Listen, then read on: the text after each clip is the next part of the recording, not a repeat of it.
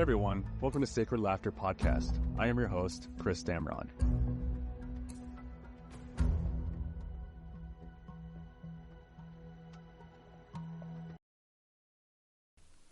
Hello and welcome back to this week's podcast with Sacred Laughter. This week I have one of a huge powerhouse Christian man that's part of my life, as well as the church here that we go to, Pastor Sung Han. I'm not going to go into full detail because he's going to share a lot of his story that he will bless us with. But again, this is a man that has made a huge, impactful part. Well, he's been a huge part of my life, and he's made an impact not just as a friend, but also as a spiritual being that I'm able to walk in life with. So, Sung, welcome to this week's podcast. Thanks. It's an honor to be here, and I appreciate that intro. And I got to say, the feeling's very mutual. So thank you for being in my life. Well, good. Thank you. So there's a few questions that we're going to go through. As we kind of stated offline a little bit, just, be very real and blunt about it. That's one of the key characteristics that we have as individuals that walk in Christ, is that we want to be unfiltered and true to his word as well as our own word. And then, as we grow in life, we realize that, without being close to God, that we're just kind of lost. But if we continue to keep God close to our side and we're able to walk in unison, then we realize that our love for each other is going to continue to grow and we're going to have a stronger connection. Sure. So one of the questions I have for you, Sung, is just tell us about yourself, where you came from, your past, how you grew up, and what brought you here today. Okay. Well, I was going to say real quick about just keeping it real and raw. And that's the stuff that gets me in trouble anyway. So no problem there. But yeah, so I was born in South Korea, and I came to the United States, Colorado, actually, when I was 4 years old. And I grew up in a small town where there was very little to no Asian influence or community there. And so I grew up not really understanding my Korean heritage. And anyways, went to school all the way through University of Colorado, Boulder, Colorado. And that's where I first went overseas, back to Korea, since I came here. And that's where I met my ex-wife, actually, whom I have 3 daughters with. And and then as soon as we came here, we ended up moving to Washington. That's a story in itself. I can go into why, but we came to Washington, and I've been here since. So that's kind of a very quick how I got here. So I went back to Korea for the first time, and it was for business. Mm-hmm. We were running a computer custom build and upgrade company out of my friend's apartment. I ended up actually doing really well. We ended up getting our own brick and mortar retail place. Nice. And through that, we ended up contracting with a company that made it's called Caketop Publishing. And so I don't know if you've seen the Baskin Robbins. You can go and take a picture and bring a picture, and they'll put it on edible media on a cake. Oh, nice. So the people who actually first developed that system worked with us to modify the computer so it can do what it needs to do. And they're the ones that gave us an exclusive right to sell their products in Korea. And so we took that with investors and went to Korea. And that's the first time I ever went to Korea. Yeah. My Korean was so bad that I needed a translator no one, I mean, I looked the part, but I certainly didn't speak the part. And so... Yeah, well, good. So you did bring up a little bit in there. One, you're Korean, right? I know this. Mm-hmm. Our fans now know this. But with marriage, right? So you met your ex-wife, as you stated. Yeah. Can you kind of go in a little deep dive? Sure. Based on the culture of being Korean and being married to a Korean woman, and then going through the divorce portion of that. Yeah, absolutely. It was I actually met her the first night I went back to Korea ever at a bar. So the Korean culture, it's very geared towards men's entertainment. Mm-hmm. And so they work really hard. In fact, they spend way more time with their coworkers than they do with their own family. Okay. Work 6 days a week, work all day. Sometimes you just stay the night at the office. Mm-hmm. and you go out to eat, you go out to drink, you do everything together with your coworkers. And so the first night we got there, they took me out, and then we ended up going to a bar. This is where I met my ex, and we just she was the first Asian woman I ever found attractive, ever, and we just hit it off, and I brought it to the States. And not really thinking ahead, but there was massive language barrier, cultural barrier, all kinds of barriers. In fact, that's the reason we moved to Washington, is because where we grew up, she was going absolutely nuts. So if you've ever been to Seoul, it's it's a metropolitan city. It's great. Open 24. Things are open 24/7. Yeah. Things are moving, high energy, and then we go to this place called Longmont, Colorado. And in the middle of nowhere. And now at this point, she's like going nuts. And she heard that Tacoma had a very well-established Korean community. So she asked if we could move here, and never even thought about moving here. But because of that, we moved here. I had 3 daughters with her, and we did life together here. But we went on our separate ways, because we met kind of in the party scene. And she's the one that actually brought me to go to church, hoping I would calm down on the party scene. And which did happen, but then she got back into the party scene, and one thing led to another, and she just went down a really bad road. And she left the family. That's why I have custody of the girls.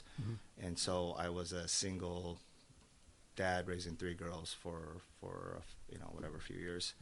And and so now, back then it was really, really hard, but now I've been able to cultivate the kids, really promote them cultivating a relationship back with their mom, and now she's back in their life. And things are well now, but there was definitely a really rough period there for sure. Well, let's not doubt the fact that you're married now. Yes, I should state that. Yeah, right. So during that process of me raising, so here's the thing, Chris. My plan was, so when the divorce happened, I was like, I'm gonna raise my girls, send them off to college. And then I'll pastor, because I was pastoring at the time, which was crazy that they, a lot of places wouldn't even allow me to pastor. But I was pastoring at the time, and my plan was, once I raise the girls, I'm going to just go on, find a replacement pastor, and I'm going to go around the world on missions, and that's what I wanted to live a life of, just being a single missionary, going around the world and serving. And that was my plan, but that wasn't quite God's plan. And Jackie was doing the worship leading here, and she was actually going through a divorce as well. And so, anyway, that's a crazy story, because her ex-husband is still on our worship team. Comes over for holidays and hangs out, and we'll hang out. And we're very involved in each other's lives. I think he's very grateful the way things turned out, that he can still have this kind of relationship with his daughters, and we're actually really good friends with his parents. In fact, his dad's coming up and spending the night at our place tonight for Avery's cello. She's doing a cello solo. And so I just say all that to say, like, it was absolutely miraculous how all this fell into place. So. And that's one thing I was going to add is, when in many cases, we look at, we'll say a divorce, because that's what we were talking about, as a detrimental part of our life. There's a lot of times where you completely shut off and you segregate yourself. With your case, you had 3 beautiful daughters, which you have, that you had to continue to raise. So you could not just shut yourself off to the world. As you said, that you were already kind of into pastoring a little bit, or what you were full time as well. But you didn't have that opportunity just to stop your life, take care of your girls, get them where they need to be, and where you need to be financially, and able to move on to the big picture, which you thought was your path in life. Right. Yeah. Right. God had a different plan, which we now know. And for the 2 years I've known you, and continue to grow, that we know the plan's not over yet. We still know he has more to add to it. Yeah. Well, and speaking of during that time, just jog my memory as you're speaking. That was probably right during that time was probably the hardest time ever financially. Mm-hmm.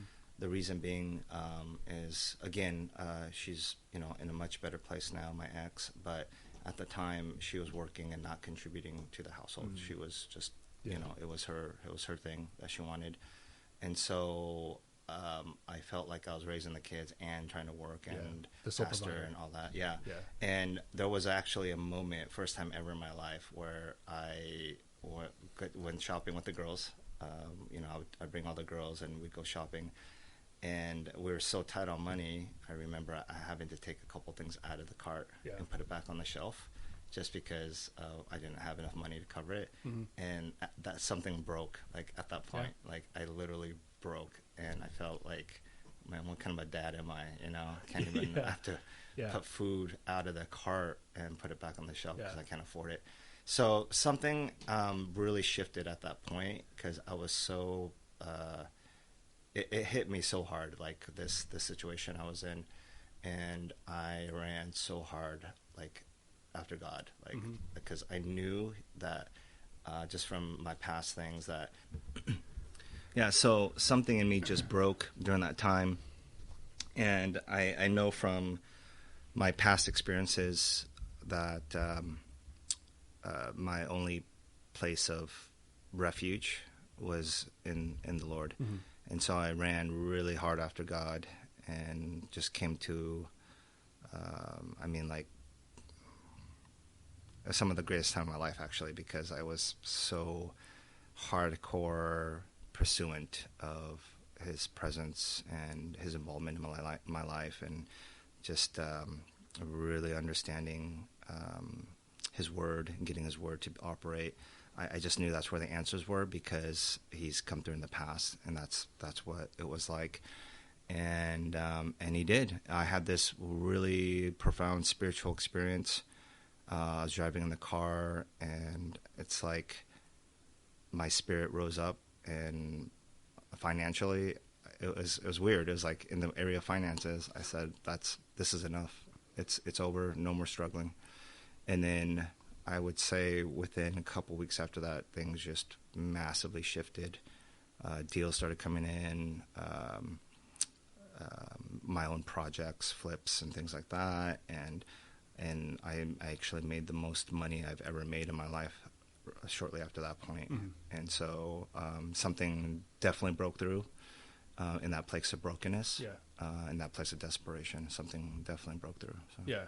And a lot of times during the hard struggles that people go through, they run further away, right? And we know a good friend of ours, Chris Blackaby, he always has that great analogy where, we get closer and closer and closer to God, but once we do something, we feel like we're further away, but he actually takes a step closer, right? So for me, just listening to that and understanding, like, you were in a point in your life where you're struggling, right? God was there, like, he was constantly there. Sure. And you acknowledged that, his spirit was with you, and instead of running and hiding from the faults that you potentially have, as, a father, and as, a ex-husband, now husband with, your current wife, Jackie, sure. You continue to lean forward and become more and more and more, graceful in knowing that Jesus is going to walk you through this. Christ was going to continue to be on your side. And the abundance of gifts that kept on pouring in, like you were saying, like, it's the most money you made now, we'll say, to the, during that time, but ever, right? In my life. Ever in your life. And there's no coincidences that, when you're in the darkest pits and the darkest sorrows, like, you think the light's off, you're alone, right? We look at Daniel in the lion's den, he wasn't alone. He had Christ with him. He had God with him, and he was able to come out of that cave. Same thing in all of our lives. We think that we're alone. No one's there to pull us out. No one's there to come comfort us or talk to us. But we always forget, like, where we came from, right? We came from the dirt of Adam, but we are we have the Spirit constantly with us to pull us. Well, I think you said something really important there about just walking in that grace, because one of the things early on, I mean, if you think about it, Chris, there's so many things I could have disqualified myself with, you know, the divorce itself and the financial situation and just the state of the household. Because, I mean, you know, being a single dad, you didn't know me at the time, Chris, but if you walked in my house, it was very different than it is now. It was, you know, it was messy. I didn't know any better, and it was just everything about my life, right? But the thing is I did learn really early on about understanding God's grace, that we can just literally, and we say it all the time, churches say it all the time, but it's different. It's really different just saying it and then actually like living and experiencing it, which is God accepts you just the way you are. Yeah. We say that, but it's one of the hardest things to come before God, just the way we are. And as we are, just expecting for him to come through and bless us, you know, like that's crazy if you think about it. It's such a mental game, even with our own conscience. But I did learn really early on the supreme sacrifice of Jesus Christ and what that meant with me and my relationship with God. Yeah. And that allowed me to get in God's face, basically, during the times when maybe I should have been most ashamed. I don't know. Yeah. Well, he had favor with you. Absolute favor, yeah. Right. And I think that kind of leads into our next question, or I guess our topic is, you know, during this whole time you're here at Gateway Christian Center, right?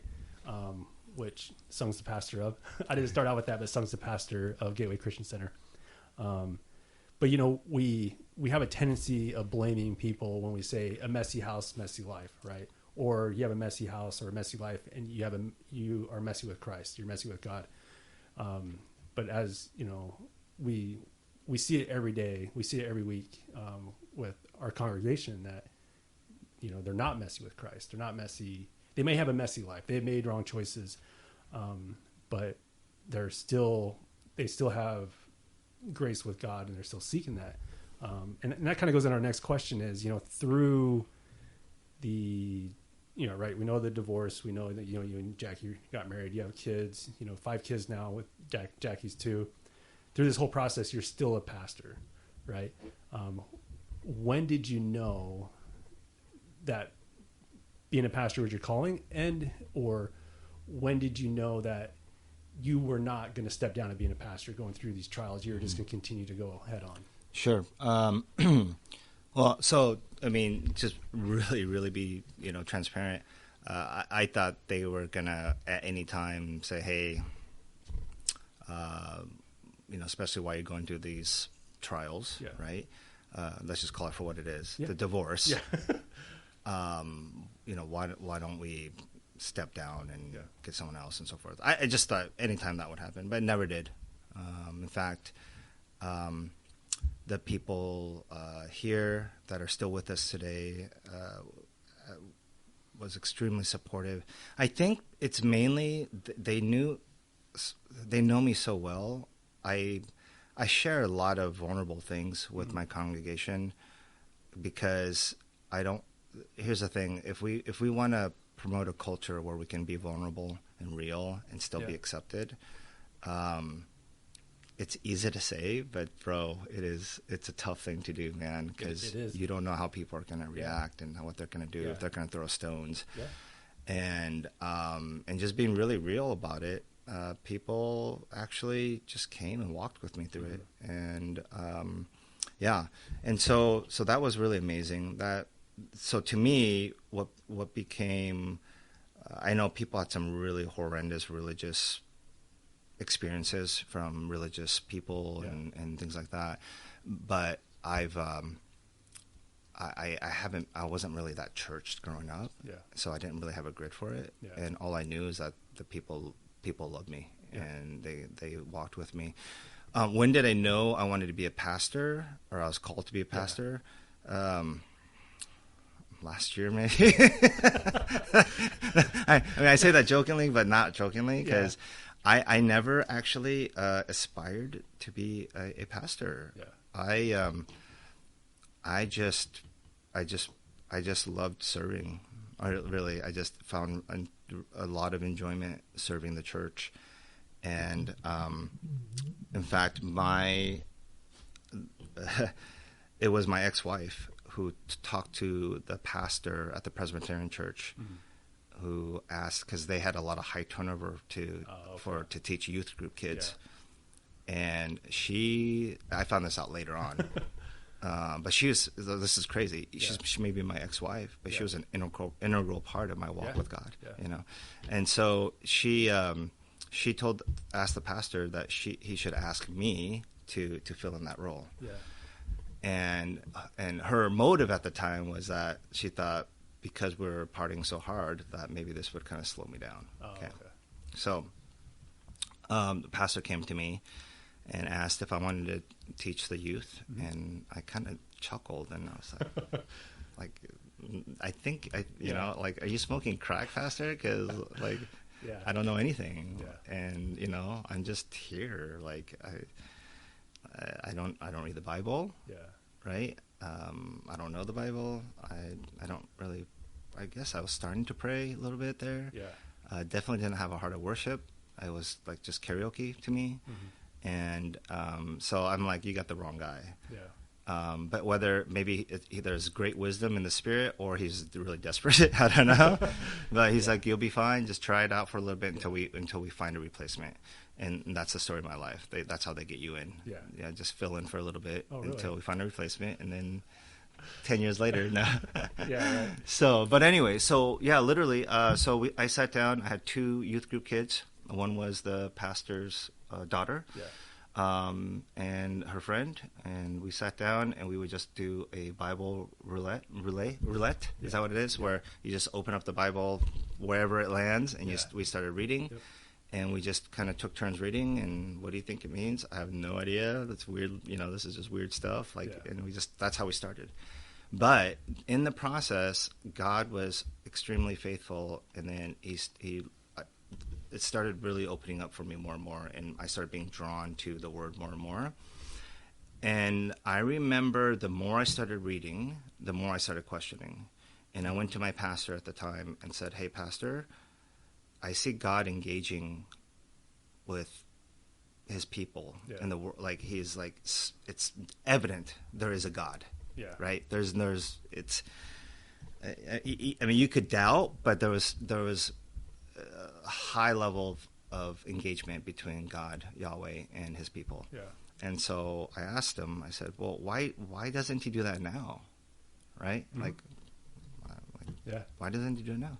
He said, well, just because you don't see it working, or see him working, doesn't mean he's not. And just because you don't see the miracles and signs and wonders and everything that, you know, we associate with who God is, just because you don't see it doesn't mean it's not happening. So I'm like, oh, okay. And I walked away from there thinking, oh, I need to go to Africa as a missionary if I want to see God move. Literally, that was my thinking. But something really sovereign happened, and this is what kind of sparked my whole journey. And this is such an important pivoting point in my journey that I really felt like I should share this. After that conversation, I remember it must have been, I don't know, a couple weeks later, I was driving we had a Wednesday night youth class. I was driving up I-5 through Nisqually, and I had this profound experience where the car was filling up with a cloud. It was like a cloud, and it wasn't foggy out, anything like that. I had no grid for this, no grid at all. So I was like kind of looking around like, what is happening right now? And then right at that moment, I physically felt something like deep within myself, like something like I can't really, the only way I can describe it is like it was like there was a deep well within me, and all of a sudden like that ground broke, and then all this like a spring came up my esophagus, and then it just poured out of my mouth, and I was just praising God. First time ever. I like I would sing worship songs, Yeah. but I didn't ever praise God, if that makes sense. Yeah. And I started praising God in the car, weeping, and at that moment, he became so real to me. Mm-hmm. And it was from that moment on that I caught fire, and I've been just running with it since. Yeah. And it hasn't stopped since that day. Yeah. And this was, gosh, when was this? This was like 2000,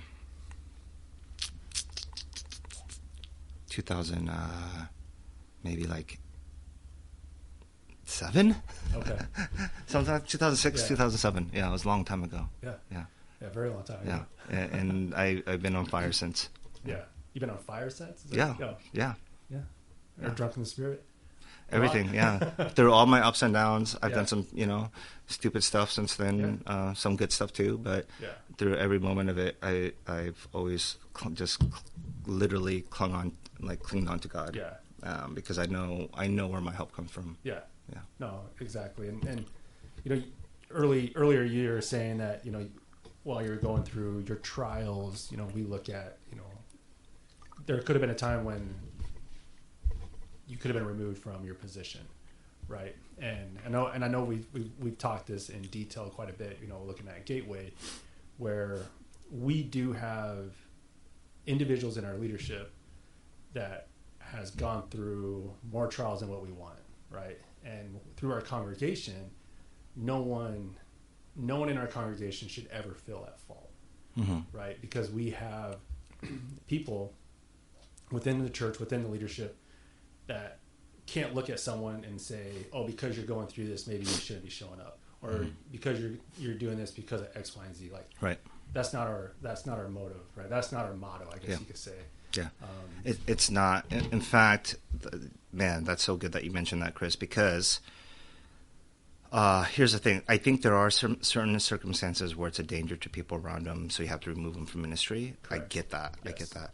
But majority of the time, that's not the case. It's more of just their own personal issues, not a danger to other people.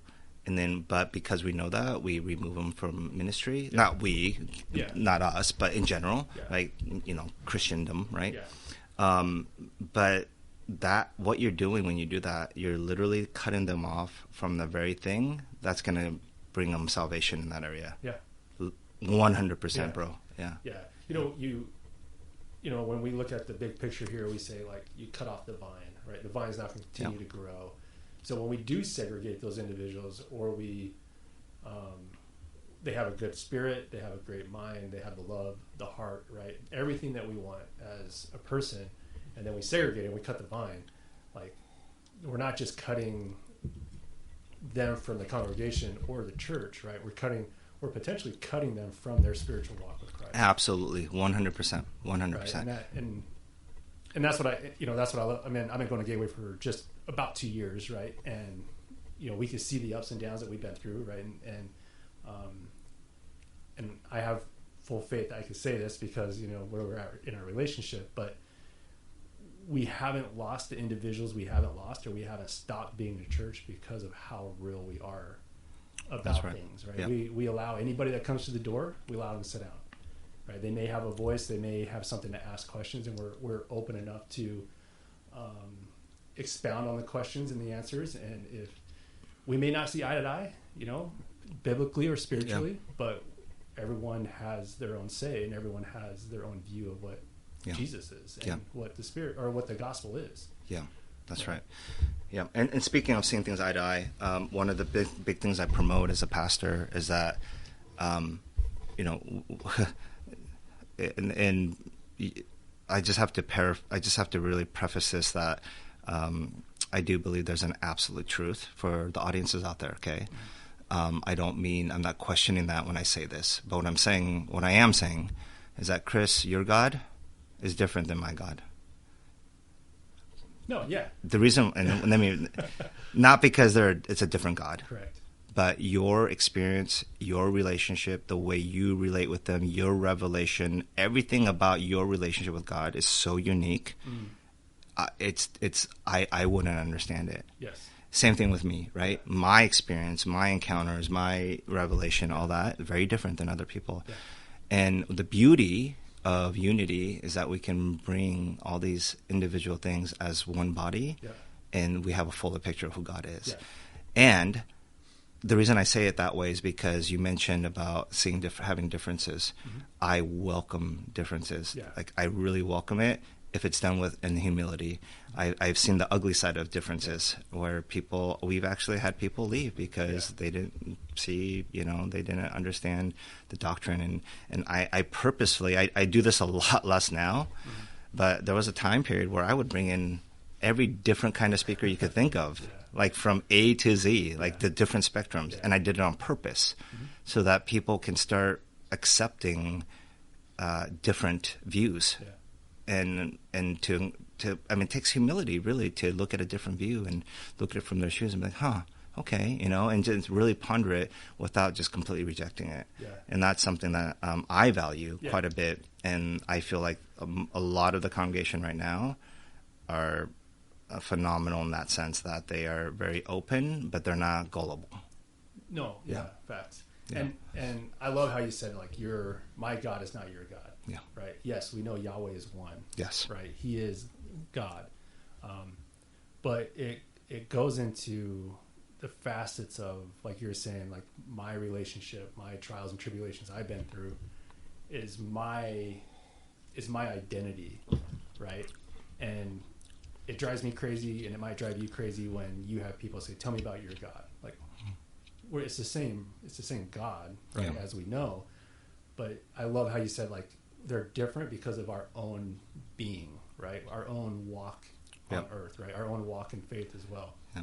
It's purposely designed that way. Yeah, and to be unique. Everyone branches out and does what they need to, right? Mm-hmm. But as we know, and as we have learned and have discussed for weeks now, is that it all leads back to what? It all leads back to the cross, right? Yep. Or Absolutely. It leads back to the same person, but we're all different. We all. I'm going to use this word because I like it. I know you like it. We all operate in different frequencies. Yeah, absolutely. Right? Yeah. And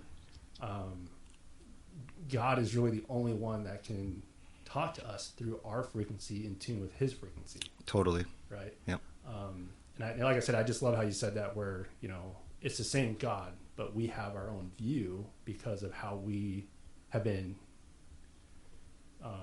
connected to him. Correct. Yep. Which is great, and I got one more question for you. Sure. And I want you to be very real. I want you to be, unfiltered, uncut, whatever it is. And you can take as much time as you need to answer this question. Okay. Right. When I think about it and when I read it, I know what my answer is just because I've had the time to think about it and relate with it. So if I was Jesus, right, or Jesus was sitting in this room with us right now, and you only had one question, what would that be? And like I said, take time, think about it. No, there's no wrong answers, but this is just Pastor Sung having this one-on-one conversation with our Father.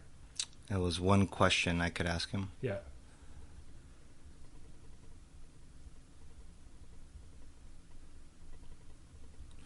Boy, there's so many things, but if it was only one, man, that's for those of you that are listening right now, I was not prepped for this question, and purposely so. So just so you know, so bear with me, please. Boy, there's so many things. There's so many funny things too I want to ask him, but if it, like, right now, and right now, if he appeared in the flesh. Yes. Okay. He is with us. Mm-hmm. He is here. But if he appeared in the flesh and said, "Hey, son, look at my hand, look at my side," right? You got to ask me a question. What would it be?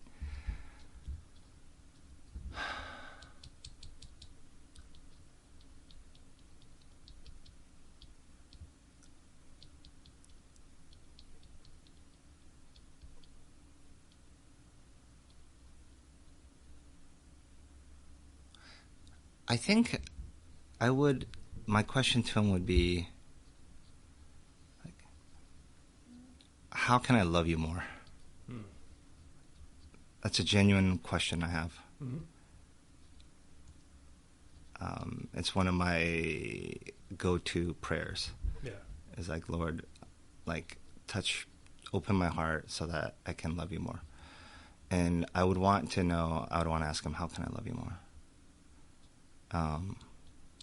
I think that would be the question I would have for him. And I think all he would have to do is just reveal more of himself, and it would be an automatic response. Yeah. So it's kind of manipulative on my part, because really what I'm trying to say is, show me your glory. Yeah. You know, just show me more of you. That's really bottom line. I just want to know you. I want to show me more of you. Yeah. Yeah. No, I mean, I'm not going to expound on any way or any facet. Everyone should have a question ready in my mind, right? The second runner-up was, why didn't you turn the water into like single malt? You know, why wine? Yeah. Like, well, yeah. But Yeah. I'll save that for a second question. Yeah. You know, and I guess I'll add just a tad bit to this. Okay. Just because I know you and I know your family. I think he shows himself more through Maddie Yeah. than what we actually expect. Yeah. Right. Yeah. You may want to let the So for Pastor Sung's stepdaughter, Maddie or Madison, is it Madison or Madeline? Madison. It's Madison, Yeah, but we Madison. call her Maddie. Yeah, we call her Maddie or Boo or Moo Moo Moo. She has so many nicknames. Yeah, she has so many nicknames. So she is a special needs child. I don't know exactly what. Well, they don't really have an exact diagnosis. Yeah. But the closest thing is cerebral palsy. Yeah, cerebral palsy. So, I've known Jackie since 2012, 13, when I was stationed in Germany, and when she was married to her previous husband, and I was actually there when she gave birth to Maddie, and kind of lived the first couple of years of their lives together as they realized, you know,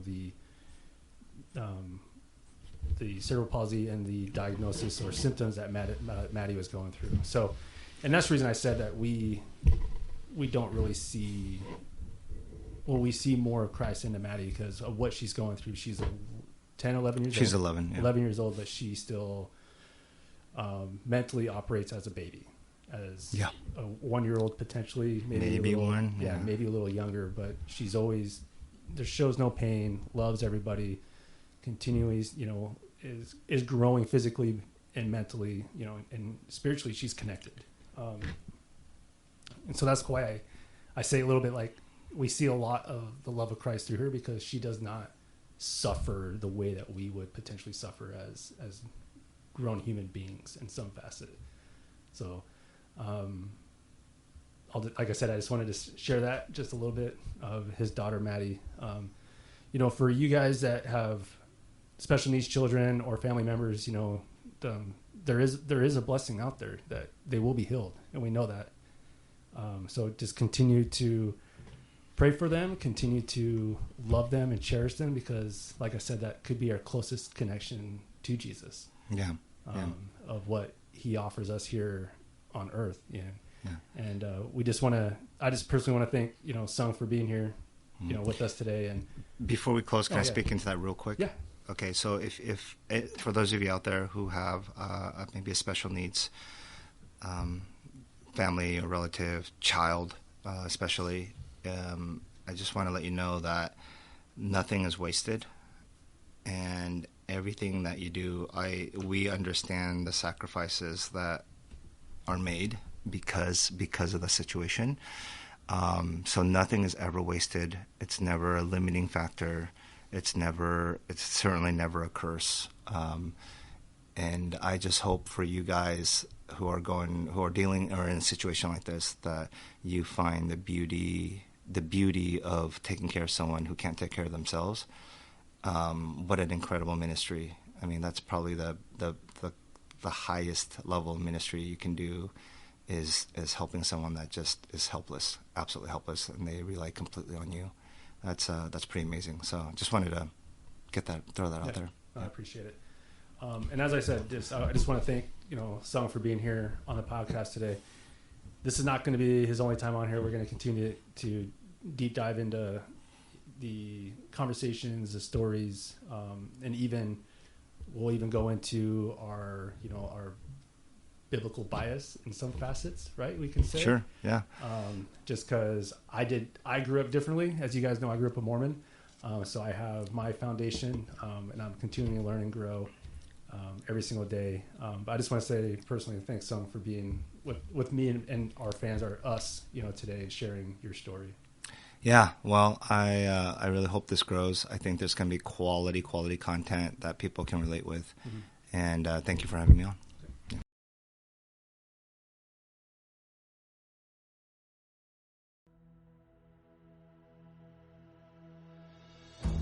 I am so excited that you're going to continue to share this journey with us. So stay tuned for next week's episode.